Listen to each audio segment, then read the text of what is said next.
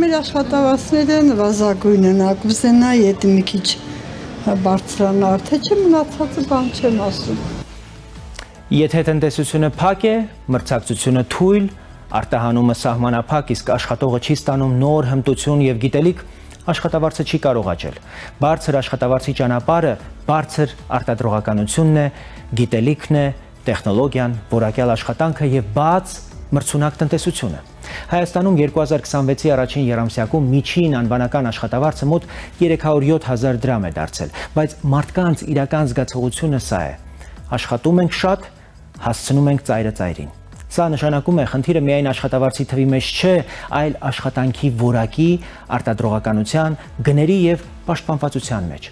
Առաջատար երկրներն այս հարցը լուծել են 3 ճանապարհով։ Առաջին՝ կրթություն ամբողջ կյանքի ընթացքում։ Աշխատողը պետք է կարողանա նոր մասնագիտություն, թվային հմտություններ, լեզու, տեխնոլոգիա սովորել ամբողջ կյանքի ընթացքում։ Երկրորդ՝ տնտեսության կառուցվածքի փոփոխություն։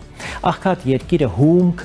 հանքարդյունաբերություն, առևտուր եւ ցածր արժեք ստեղծող ծառայություններ է վաճառում։ Հարուստ երկիրը վաճառում է գիտելիք, տեխնոլոգիա,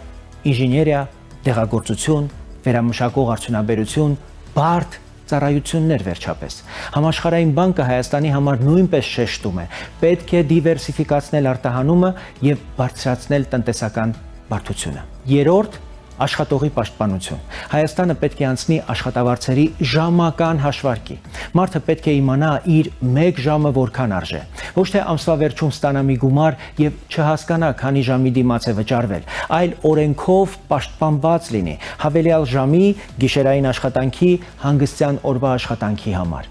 Բարձր աշխատավարձի բանալին սա է. նոր հմտություն, բաց տնտեսություն, արդար մրցակցություն, բարդ արտադրություն, ուժեղ աշխատող եւ պաշտպանված աշխատանք։ Հայաստանը չի կարող հարուստ դառնալ էժան աշխատուժով։ Հայաստանը կարող է հարուստ դառնալ թանկ գիտելիքով, թանկ հմտություններով եւ արժանապատիվ վարձատրվող քաղաքացով։ Հունիսի 7-ին քվեարկիր համար 18-ին, հանուն այն Հայաստանի, որտեղ բարձր աշխատավարձը բացառություն չէ, այլ նորմալ կյանքի բնական իրավունք։